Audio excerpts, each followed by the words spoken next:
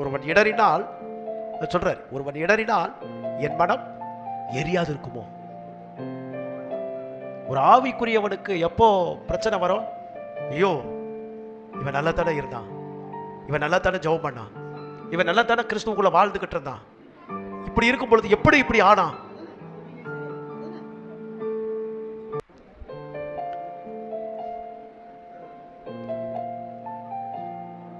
அப்போ நமக்குள்ள கிறிஸ்துவின் சிந்தை உருவாகி இருக்குமானால் ஆவிக்குரியவர்கள் எப்படி இருப்பாங்க பாருங்க. ஆவிக்குரியவர்கள் அப்படின்னா கிறிஸ்துவின் சிந்தையை உடையவன் ஒருவன் இடறினால் அப்படிப்பட்டவர்களை என்ன செய்யணும் அப்படின்னா, கிறிஸ்துவின் சிந்தையால் நிறைந்திருக்கிறவன் அவர்களை சீர் பொருந்த பண்ணுவான்,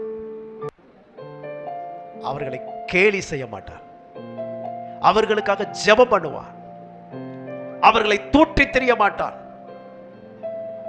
நம்ம ஒரு விஷயத்தை அறிகிறதற்கு தெரிந்து கொள்ளுகிறதற்கு எவ்வளவு தீவிரப்படுகிறோம், ஆனால் தெரிந்து கொள்ளுகிறோமோ தெரிந்து கொள்ளலையோ, அறிகிறோமோ அறியவில்லையோ, ஒருவன் இடரும் பொழுது அவனுக்காக திறப்பிலை நின்று ஜெபிக்கிற அனுபவம் நமக்கு இருக்கிறதா? அதை செய்ய மாட்டோம். நாம் ஆவிக்குரியவர்களாக இருந்திருப்போமானால் நம்ம புத்தி எண்ணங்கள் அனைத்தும் ஆவிக்குரிய சிந்தைக்குள் உருவாகி அங்கு நம்மை ஆவிக்குரியவர்களாக மாற்றும்.